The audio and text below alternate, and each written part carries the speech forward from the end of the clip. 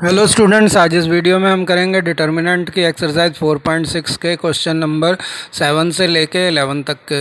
तो इसमें जो है हमारे पास जो है 7th क्वेश्चन है, उसमें सॉल्व करना है सिस्टम को, लीनियर इक्वेशंस के को, और ये जो है हमें मैट्रिक्स मेथड से करना है। तो ये हमारे पास दो लीनियर इक्वेशन दे रखी हैं और इन दोनों लीनियर इक्वेशन को जो है मैट्रिक्स का यूज़ करते हुए जो है हमें एक्स और वाई की वैल्यू निकालने हैं। तो यहाँ पर जो दिया हुआ सिस्टम है वो हमारे पास जो है वो हमारे पहले ही दे रखा है कि 5x + 2y = 4 जो पहली वाली इक्वेशन है, और 7x + 3y = 5 जो है वो सेकंड इक्वेशन है।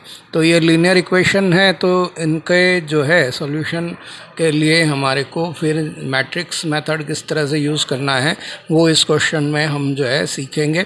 तो सबसे पहले हमने सिस्टम को लिखा और फिर अब हम जो है इस जो सिस्टम है इसको जो है ax = b की फॉर्म में भी लिख सकते हैं। तो a जो है वो हम लेंगे दोनों जो हमारी इक्वेशंस हैं उनमें x और y के कोफिशिएंट्स से, जो है फर्स्ट वाली इक्वेशन से फर्स्ट वाली रो बनेगी a की x के कोफिशिएंट और y के कोफिशिएंट से, और सेकंड वाली रो सेकंड इक्वेशन से बनेगी। और जो है x होगा वो वेरिएबल्स का जो है एक मैट्रिक्स होगा और b जो है कांस्टेंट टर्म्स का मैट्रिक्स होगा। तो हम जो है इस तरह से लिखते हैं कि this system of equation can be written as ax = b where a coefficient of x यहाँ पे 5 है, कोफिशिएंट ऑफ y जो है वो 2 है। इसी तरह से सेकंड वाली में x का कोफिशिएंट 7 और y का कोफिशिएंट जो है वो 3 है, और यहाँ पे वेरिएबल जो हैं वो x और y हैं, तो इसको 2 × 1 के फॉर्म में लिखेंगे।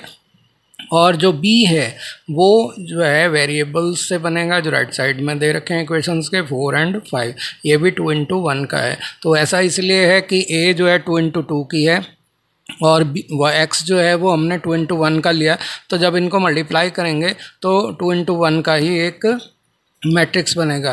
तो अब हम a का डिटर्मिनेंट लेते हैं, तो यहाँ 5 × 3 = 15 और 7 × 2 = 14, तो 15 - 14 1 हो गया, जो कि 0 के इक्वल नहीं है। इसका मतलब ये हुआ कि a जो है वो नॉन सिंगुलर मैट्रिक्स है। नॉन सिंगुलर मैट्रिक्स का मतलब होता है कि जिसका वैल्यू 0 के इक्वल ना हो, तो ये a जो है नॉन सिंगुलर मैट्रिक्स है। तो इसीलिए जो है a इन्वर्स जो है वो एग्जिस्ट करता है। अगर ये 0 के इक्वल होती तो जो है a इन्वर्स एग्जिस्ट नहीं करता। तो इसीलिए जो है a इन्वर्स होने की वजह से हम इस इक्वेशन को सॉल्व कर सकते हैं। अगर ये a इन्वर्स एग्जिस्ट नहीं करता तो इसको सॉल्व करना पॉसिबल नहीं था। तो यहाँ पर जो है इस सिस्टम का जो इक्वेशन है वो उसको जो है हम इस तरह से, क्योंकि ये कंसिस्टेंट है, तो कंसिस्टेंट जब कोई इक्वेशन होती है तभी हम जो है उसको सॉल्व कर सकते हैं। तो यहाँ पर आपने देखा कि ये इन्वर्स एग्जिस्ट कर गया, तो ये और इसी वजह से ये कंसिस्टेंट फॉर्म आ गया। तो अब एडजॉइंट a हमने निकालना है। तो एडजॉइंट a के लिए आपको क्या करना है, क्योंकि ये 2 × 2 के मैट्रिक्स है, तो 5 और 3 के प्लेस चेंज कर देने हैं, इंटरचेंज कर देंगे, और 2 और 7 के जो डायगोनल में उनके साइन चेंज कर देंगे, यानी कि 5 3 की प्लेस चेंज करनी है और 7 2 के साइन चेंज करने हैं। तो ये आपके पास आ गया। तो a इन्वर्स होता है 1 में डिटर्मिनेंट ऑफ a × में एडजॉइन है। तो यहाँ पे डिटर्मिनेंट ऑफ a तो 1 था, तो a का डिटर्मिनेंट 1 हो गया, तो ये हो गया 1 में 1, और एडजॉइंट a जो है ये मैट्रिक्स अभी हमने जो निकाला है वो हम यहाँ पर लिख देते हैं। तो इस तरह से जो एडजॉइंट a है वही इसका इन्वर्स भी आ गया, क्योंकि डिटर्मिनेंट जो है वो 1 था। तो अब जो है हमारे को ये पता है कि अगर ax = b है तो दोनों तरफ अगर a इन्वर्स से मल्टीप्लाई कर देते हैं तो a इन्वर्स × a तो i हो गया, तो i × x जो है वो x हो जाता है, और दूसरी तरफ a इन्वर्स b हो जाएगा, तो x जो है a इन्वर्स b हो गया। तो हमने a इन्वर्स को यहाँ लिखा और जो अभी निकाला है, और b को इसके साथ मल्टीप्लाई कर देते हैं। अब ये 2 इंटू 2 का है a इन्वर्स और b जो है 2 इंटू 1 का है, तो इनका मल्टीप्लिकेशन भी 2 इंटू 1 का आएगा, यानी कि 2 रो 1 कॉलम आएंगे। तो 3 को 4 से किया 12, -2 को 5 से किया -10। तो इधर ऐसे ही ये a 2 1 निकालना है, तो माइनस के 7 को 4 से करेंगे माइनस के 28 और 5 को 5 से करेंगे तो 25 प्लस के। तो आप देख रहे हैं कि ये जो है 12 माइनस 10 2 हो गया और -28 प्लस के 25 जो है माइनस के 3 हो गए। अब जो हमारे पास एक्स जो मैट्रिक्स था वो था हमारे पास एक्स और वाई का एक कॉलम मैट्रिक्स, तो इसके और अभी जो हमारे पास आया वो भी एक कॉलम मैट्रिक्स है। तो इन दोनों को ये 2 इंटू 1 के हैं तो कंपेयर किया जा सकता है। तो एक्स जो है वो 2 के इक्वल हो गया और वाई जो है वो -3 के इक्वल हो गया और यही इसका सॉल्यूशन है। आप चाहें तो अपने आंसर को किसी भी एक इक्वेशन के अंदर रख के चेक कर सकते हैं। जैसे फर्स्ट में हम रख रहे हैं तो 5 2 जा 10 हो गया, एक्स की वैल्यू 2 रखी और वाई की जगह -3 रखे तो ये -6 हो गया, तो 10 - 6 4 हो गया, तो जो राइट साइड में दे भी रखा है। तो इससे ये प्रूव हो गया कि हमारा जो है आंसर ठीक है। अब क्वेश्चन 8 को करते हैं। तो इसमें डिटर्मिनेंट जो है हमारे को इसमें की एक्सरसाइज से ही जो ले रखा है, तो इसमें जो है मैट्रिक्स मेथड को यूज़ करना है और 2 लीनियर इक्वेशन जो हैं इसको सॉल्व करना है। तो इसमें जो हमारे को सिस्टम दे रखा है उस सिस्टम को जो है हम एक बार फिर से जो है लिख देंगे कि the given system of linear equations जो हैं वो उसका एक बार हमने दोबारा से लिख दिया कि 2x - y = -2 और 3x + 4y = 3। तो ये लिख देने के बाद जो है अब हम इसके अंदर जैसे पहले क्वेश्चन में किया था कि अब हम इसको ax = b की फॉर्म में लिख सकते हैं। तो यहाँ पर वही लाइन जो है यहाँ पे दोहराई जाएगी कि the system can be written in form of ax = b। तो इस तरह से ax जो है a × x जो है वो आपका, क्योंकि a जो है 2 इंटू 2 का मैट्रिक्स बनेगा, x जो है 2 इंटू 1 का मैट्रिक्स बनेगा, बनाते हैं अगर हम तो ये इनका मल्टीप्लिकेशन जो है 2 इंटू 1 का ही बनेगा। तो यहाँ पर जो है हमने a जो है वो कोफिशिएंट से लेना है, तो x और y के, तो पहली वाली रो बनेगी 2 और -1 जो दोनों के कोफिशिएंट हो गए x y के, और दूसरी रो बनेगी 3 और 4। तो ये बन गया x और y के कोफिशिएंट। x जो है वो वेरिएबल से बनेगा, तो वेरिएबल x और y हैं तो ये बन गया, और b जो है कांस्टेंट टर्म्स जो राइट साइड में है उनसे बनेगा। तो ये 2 इंटू 1 का यानी कि 2 रो और 1 कॉलम का ये कॉलम मैट्रिक्स बन गया। अब जो है हमारे को क्या करना है कि हमारे को इनके a जो है a का डिटर्मिनेंट निकालना है इसकी कंसिस्टेंसी को चेक करने के लिए। तो उसके लिए डिटर्मिनेंट की फॉर्म में इसको मैट्रिक्स को पहले लिख देंगे।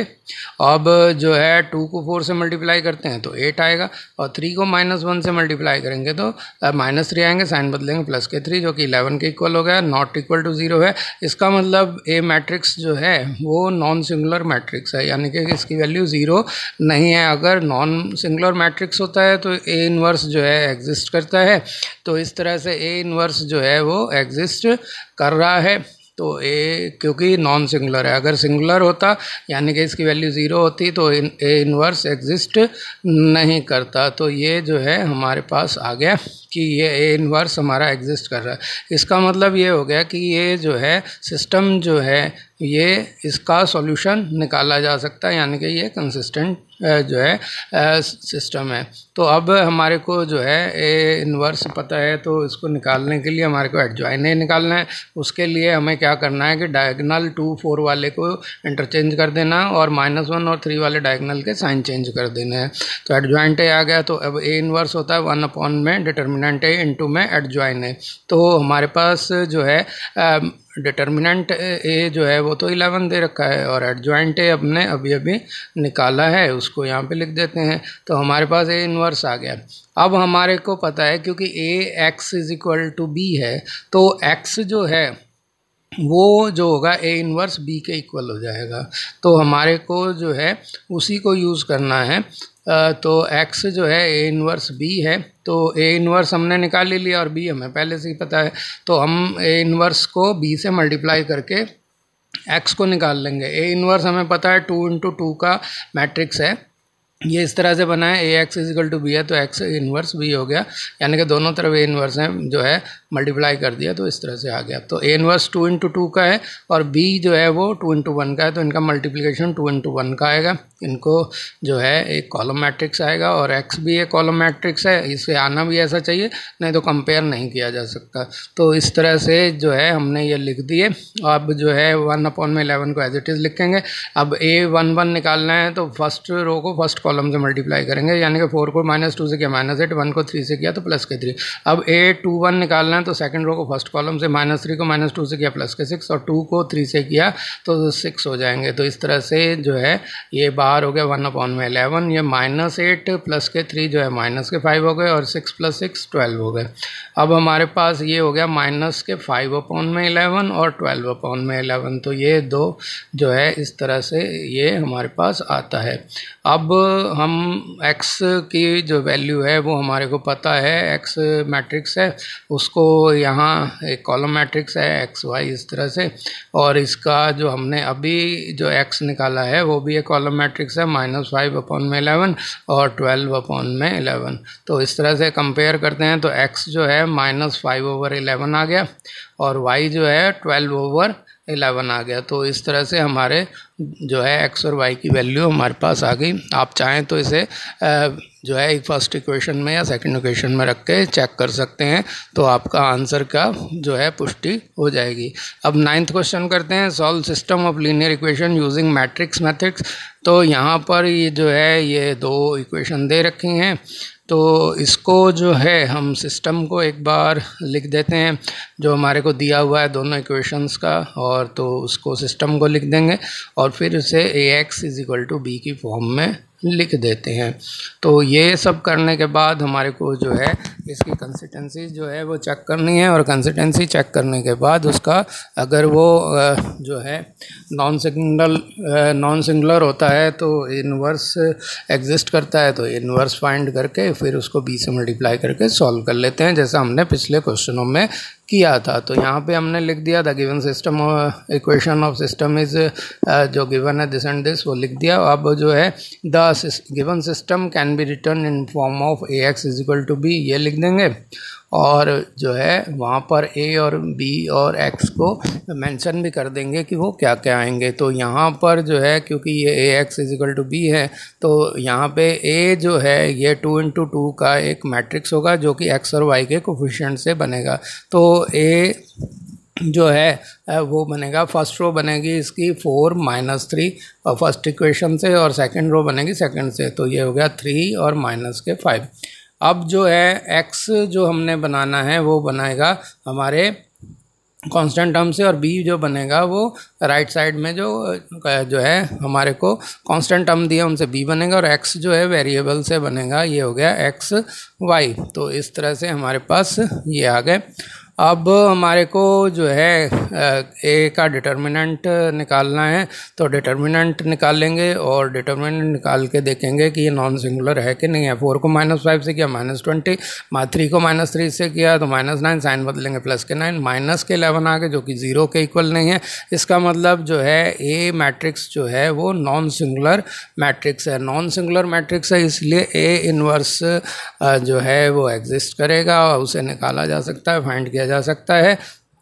तो जो है हमारे पास a इन्वर्स एग्जिस्ट कर गया, तो हम जो है इसको मान लेते हैं कि ये जो है कंसिस्टेंट जो है मैट्रिक्स है, तो इसीलिए इसका सॉल्यूशन किया जा सकता है।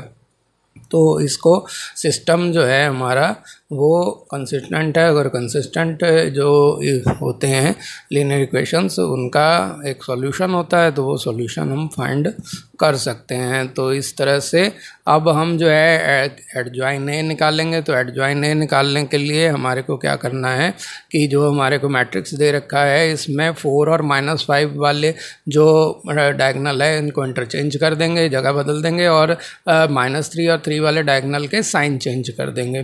तो इस तरह से ए इनवर्स जो है हमारे पास 1 अपॉन में डिटर्मिनेंट ए इंटू एडजॉइन ए आ गया। तो डिटर्मिनेंट ए की वैल्यू -11 थी, वो लिख दी। एडजॉइन ए हमने अभी निकाला है -5 3 -3 4। तो ये जो है हमारे पास माइनस से अंदर मल्टीप्लाई कर देंगे, यानी कि साइन चेंज कर देंगे सभी के। तो इस तरह से हमारे पास आ गया। अब हमारे को जो है x, क्योंकि a x is equal to b है, तो x जो है वो ए इनवर्स b के इक्वल होगा, जैसे पिछले क्वेश्चन में हमने समझा भी था। तो अब जो है x जो है वो क्या है, x और y का कॉलम मैट्रिक्स है। ए इनवर्स हमने अभी निकाला है 1 अपॉन में 11 बाहर रख के, जो है 5 -3 3 -4, तो ये लिख देंगे।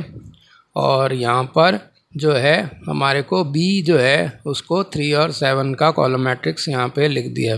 तो ये हो गया 3 और ये हो गया 7। अब जो है वो ये 1 अपॉन में 11 हो गया।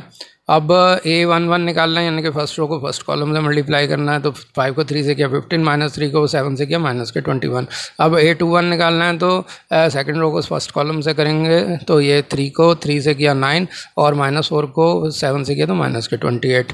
तो 1 अपॉन में 11 हो गया। 15 में से 20 गए तो -6 आ गए, और -9 -28 जो है ये आपके -19 हो जाते हैं। तो यहाँ पर -19 लिख देंगे।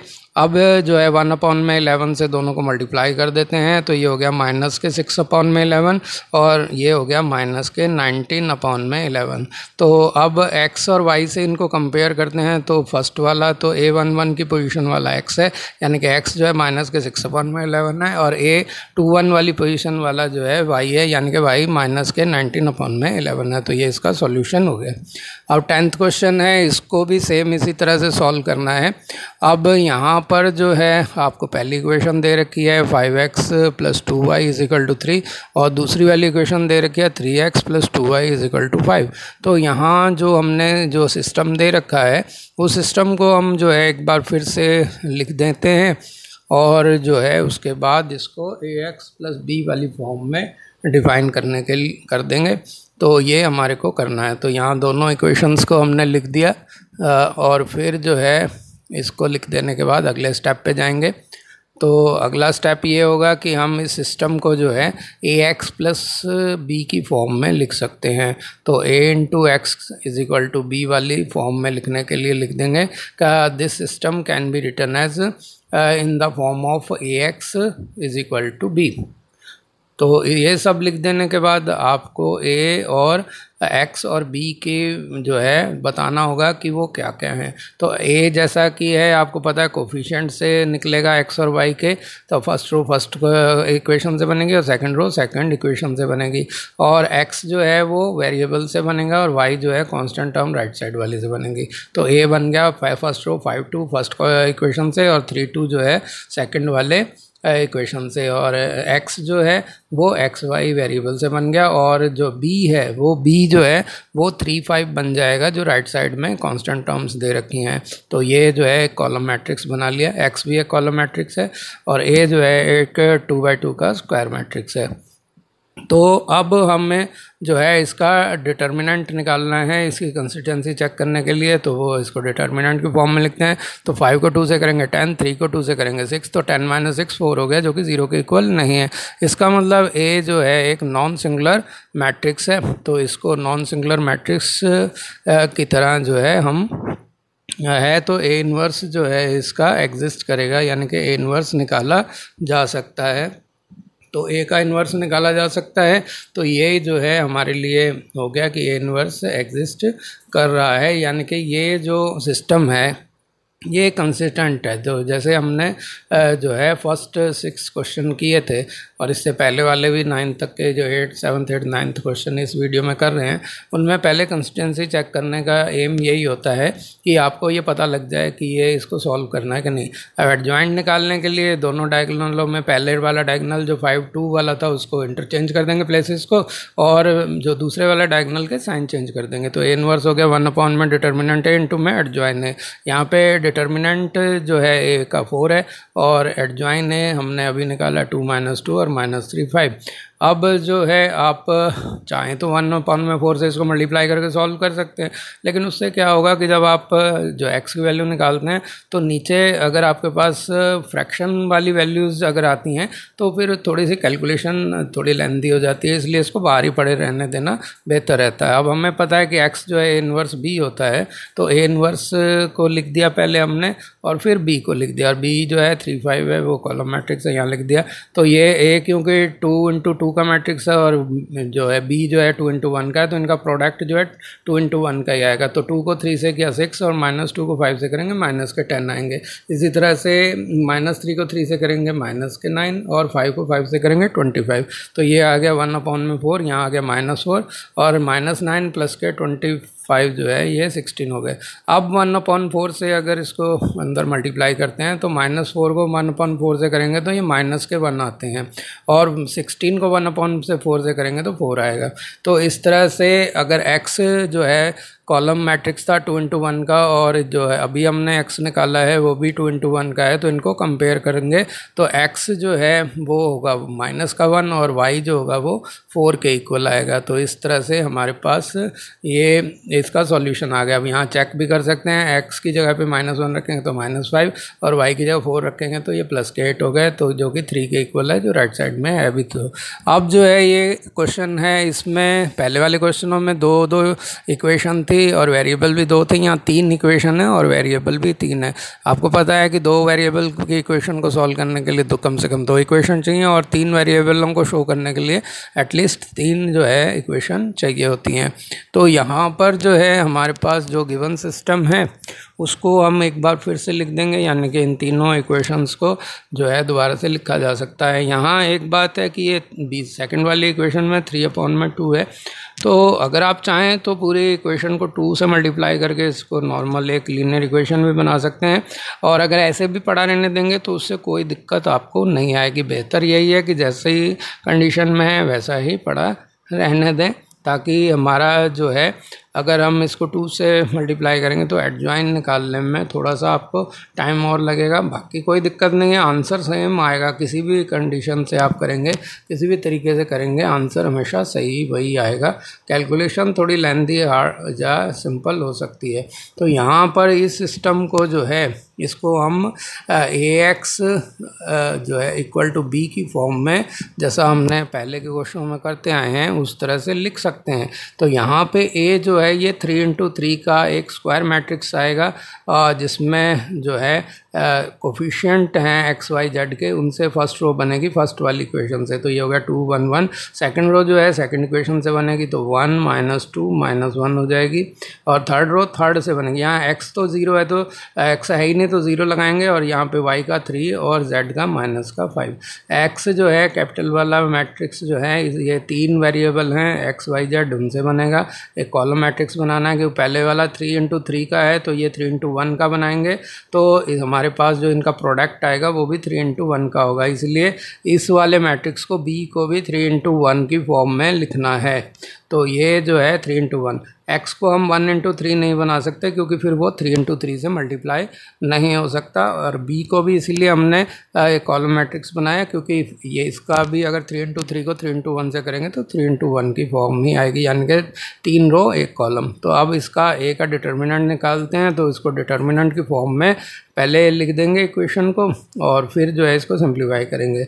आप चाहें तो कोफैक्टर निकाल के इसको एक बार में ही कर सकते हैं, लेकिन हम चाहते हैं कि यहाँ पर आप देखें कि फर्स्ट कॉलम को ध्यान से देखिए तो इसमें 1 0 ऑलरेडी है, तो अगर आप 1 0 और बना लेते हैं तो आपको और ज़्यादा सिंपल हो जाएगा। तो अगर मैं सेकंड रो को फर्स्ट वाली रो में से डबल करके सब्ट्रैक्ट करूँ तो वो इजीली निकलाएगा, तो इसलिए पहली 2 को दूसरी और तीसरी रो को हमने एज इट इज़ लिख दिया। अब 1 को डबल किया 2, 2 को 2 में से माइनस किया तो 0 आ गया, -2 को डबल करेंगे -4, 1 में से करेंगे तो 5, और -1 को डबल करेंगे तो -2 और 1 में से सब्ट्रैक्ट करेंगे करेंगे तो वो हमारे पास 3 हो जाएंगे। अब हम इसको फर्स्ट कॉलम के अलॉन्ग खोलते हैं तो ये इस तरह से आएगा। अब ये माइनस के 1 हैं तो इधर 5 को 5 से करें, -5 से करेंगे -25, 3 को 3 से करेंगे 9, साइन बदलेंगे -9, तो ये हो गए माइनस के 34 थे, जो बाहर वाले माइनस है, प्लस के 34 हो गए, जो कि 0 के इक्वल नहीं है।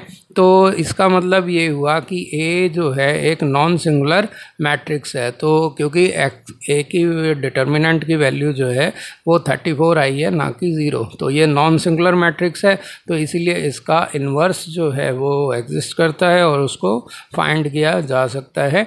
तो हमारे को जो है यहाँ पे इसका ए इन्वर्स एग्जिस्ट कर रहा है, यानी कि ये जो सिस्टम है वो उसका सॉल्यूशन किया जा सकता है। तो वो कंसिस्टेंट जो है इसीलिए सिस्टम कंसिस्टेंट है। तो हम जो है इन्वर्स निकालने की प्रोसीजर को आगे बढ़ाते हैं। उसके लिए हमें एडजॉइन ए निकालना पड़ेगा।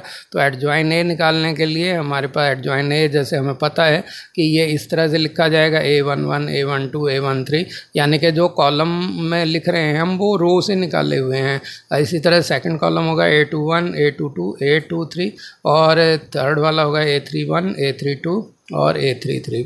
तो जो है आप पहले A11 निकालें, फिर A12, इस तरह से निकाल के इस फॉर्म में आपको लिखना है। सिर्फ ये बताने के लिए मैं यहाँ पे इसको मेंशन कर रहा हूँ। तो ये पहले आप वैसे पिछली एक्सरसाइजों में सीख भी चुके हैं। तो A11 निकालना है, तो यानी कि 2 का कोफैक्टर निकालना है, तो फर्स्ट रो फर्स्ट कॉलम को छोड़ देंगे, बाकी वाले लिखेंगे। तो -2, -1 और 3, -5 माइनस, क्योंकि 1 + 1 एक इवन नंबर है इसलिए साइन प्लस का ही आएगा। -2 को -5 से करेंगे प्लस के 10 और 3 को -1 से करेंगे -3, साइन बदलेंगे प्लस के 3, 10 + 3 13 हो गए। अब A21 निकालना है, 12 निकालना है। 12 का मतलब 1 का जो है हमने कोफैक्टर निकालना है। तो ये 1 + 2 3 होता है, ऑड नंबर है इसलिए माइनस का साइन लगेगा। तो फर्स्ट रो सेकंड कॉलम को छोड़ के बाकी वाले लिखेंगे। तो 1 0, -1, -5 ये आ गए। अब 1 को -5 से करेंगे तो -5 और 0 से को -1 से करेंगे 0, -5 को माइनस प्लस के 5 हो गए। अब A13 निकालना है, यानी कि फर्स्ट रो के थर्ड एलिमेंट 1 का हमारे को कोफैक्टर निकालना है। तो फर्स्ट रो थर्ड कॉलम को छोड़ के बाकी वाले लिखेंगे। तो ये 1 0, -2 3, तो ये हमारे कॉलम आ गए दोनों। क्योंकि 1 3 का सम इवन है इसलिए साइन प्लस का आएगा और इसकी वैल्यू जो है 3 आ जाएगी। अब जो है A21 हमारे को निकालना है, यानी कि सेकंड रो के फर्स्ट कॉलम में से निकालना है 1 वाले का। तो इसका कोफैक्टर निकालना है। तो फर्स्ट जो है सेकंड रो फर्स्ट कॉलम को छोड़ के बाकी वाले एलिमेंट, यानी कि पहले 1 रो पहली रो 1 1 आएगी, दूसरी वाली 3 -5 आएगी। अब माइनस का साइन, -5 को 1 से करेंगे -5, 3 को 1 से करेंगे 3, साइन बदलेंगे -3। तो ये हो गया -8 ब्रैकेट के अंदर, बाहर वाला माइनस इसको प्लस के 8 कर देगा। तो इस तरह से A21 जो है उसकी वैल्यू आएगी 8। तो यहाँ पे -5, -3, -8 और बाहर वाला माइनस उन्हें कर देगा प्लस के 8। तो इस तरह से यहाँ पर आ जाएगा प्लस का 8। तो यहाँ प्लस के 8 लिख देंगे। अब जो है हमारे पास निकालना है A22। तो A22 निकालने के लिए A22 का मतलब है -2 के कोफैक्टर निकालने हैं, यानी कि सेकंड रो सेकंड कॉलम को छोड़ देना है और बाकियों को लिखना है। तो यहाँ आपके पास आ जाएगा 2 1 और 0 -5। तो पहली रो आएगी 2 1 और दूसरी आएगी 0 -5। तो इनको सॉल्व करेंगे 0 -5, यहाँ पे -5 आएगा। तो ये -5 लिख दिया। अब जो है इधर हम क्योंकि -2 का निकाल रहे हैं तो हमने इधर इसको लिखा है। तो अब 2 को -5 से करेंगे तो ये हो जाएगा -10, यहाँ पे -10 हो जाएगा और 0 को 1 से करेंगे तो 0 आ जाएगा। तो ये -10 आ गई इसकी वैल्यू। 2 2 था तो बाहर प्लस का ही साइन आना था। यहाँ A23 है, क्योंकि सम इनका ऑड है तो माइनस का साइन आएगा, यानी कि सेकंड रो के थर्ड कॉलम वाले एलिमेंट -1 का कोफैक्टर निकालना है। तो हमें क्या करना है, सेकंड रो थर्ड कॉलम को छोड़ के बाकी वाले यानी कि 2 1 और 0 3 लेंगे। तो जो है यहाँ बाहर माइनस है तो 2 को 3 से किया 6, 0 को 1 से किया 0, तो 6 का माइनस आ जाएगा हमारे पास A23। अब जो है हमारे को A31 निकालना है। A31 जो है वो हमारे पास जो है यानी कि 0 जो है थर्ड रो का first element, third row first column 31 का मतलब, तो इनका सम क्योंकि 3 + 1 का इवन है तो इसलिए बाहर प्लस का साइन आएगा। तो यहाँ फर्स्ट कॉलम थर्ड रो को छोड़ के बाकी वाले एलिमेंट लेंगे यानी कि 1 1 और -2 -1। तो ये ले लेते हैं। तो -1 को -1 से करेंगे -1 और -2 को 1 से करेंगे -2 आएंगे, साइन बदलेंगे +2 और -1 +2 1 हो गया। A32 निकालना है यानी कि 3 का कोफैक्टर निकालना है जो कि थर्ड रो सेकंड कॉलम में है। तो थर्ड रो सेकंड कॉलम को छोड़ के बाकी वाले एलिमेंट यानी कि फर्स्ट कॉलम बनेगा 2 1 से और सेकंड कॉलम बनेगा 1 -1 से। अब इनको बाहर माइनस से साइन लगाएंगे, 2 को -1 से करेंगे -2, 1 को 1 से करेंगे 1, साइन बदलेंगे -1। तो -3 का अब माइनस जो है +3 हो गए। तो A33 निकालना है। A33 निकालने के लिए जो इनका सम क्योंकि 3 + 3 का 6 है, इवन है तो साइन प्लस का ही आएगा। तो थर्ड कॉलम को छोड़ के बाकी वाले एलिमेंट यानी कि 2 1 फर्स्ट रो और 1 -2 सेकंड रो। तो ये जो है 2 को -2 से करेंगे -4 और 1 को 1 से करेंगे 1, साइन बदलेंगे -1। तो -4 -1 -5 हो गए। तो हमारे पास जो है A33 -5 आ गया। अब हम इसका एडजॉइन लिख देते हैं जैसे कि हमने पहले मेंशन किया था। जो है जो रो से निकाले हैं उनको, फर्स्ट रो से निकाले उनको फर्स्ट कॉलम के प्लेस पे लिखेंगे, नहीं तो ट्रांसपोज करना पड़ेगा बाद में भी। अगर आप रो को रो में ही लिखेंगे तो इस तरह से। तो फर्स्ट कॉलम बनेगा 13 5 और 3 का। सेकंड रो से निकाले हुए कोफैक्टर का जो है सेकंड कॉलम बनेगा यानी कि 8 -10 और -6। तो ये जो है इस तरह से आ गया। अब जो है A31 जो है थर्ड रो से निकाले गए हैं वो थर्ड कॉलम में लिखे जाएंगे। तो 1 3 और -5 जो है यहाँ पे हम लिख देते हैं। तो 1 3 -5। अब जो है हमारे पास एडजॉइन A आ गया और हमारे पास जो है डिटर्मिनेंट ऑफ A की वैल्यू पहले से ही 34 है। तो A इनवर्स निकाला जा सकता है जो कि 1 में डिटर्मिनेंट A इंटू में एडजॉइन है। वही कॉमन फार्मूला है जो 2 × 2 वाले में किया था, वही 3 × 3 वाले में लगेगा। प्रोसीजर सारा वही है। तो डिटर्मिनेंट A की वैल्यू 34 रख दी और एडजॉइन A को जो है यहाँ पे एक बार फिर से लिख देते हैं। अब जो है आपके पास A इनवर्स जो है इस तरह से आ गया है। अब हमारे को x का वैल्यू निकालनी है। तो x जो है वो है A इनवर्स इंटू में B। तो A इनवर्स हमने अभी भी निकाला है तो 1/34 यहाँ लिखेंगे और फिर जो है ये मैट्रिक्स जो है एडजॉइन A वाला वो यहाँ पे लिख देते हैं और इसको लिख देने के बाद इसको B से मल्टीप्लाई कर देंगे। तो पहले हमने एडजॉइन A को कंप्लीट लिखा। B मैट्रिक्स जो है एक 3 × 1 का मैट्रिक्स है। ये इधर दे रखा है जो कि किससे बना था, कांस्टेंट टर्म्स से, राइट साइड वाली से। तो 1 3/2 और 9 ये 3 एलिमेंट हो गए। तो अब जो है इनको मल्टीप्लाई करेंगे तो पहले वाला 3 × 3 का है, दूसरे वाला 3 × 1 का है। तो इनका प्रोडक्ट भी 3 × 1 का आएगा यानी कि 3 रो 1 कॉलम। तो यानी कि कॉलम मैट्रिक्स आएगा। तो 13 को 1 से किया 13, 8 को 3/2 से करेंगे तो 24/2 जो कि 12 हो गया, 1 को 9 से करेंगे 9 आ गया। अब जो है सेकंड रो को फर्स्ट कॉलम से करेंगे और 5 को 1 से करेंगे 5 और -10 को 3/2 से करेंगे तो -30/2 यानी कि 15 हो जाएंगे, -30/2 हो जाएंगे -15।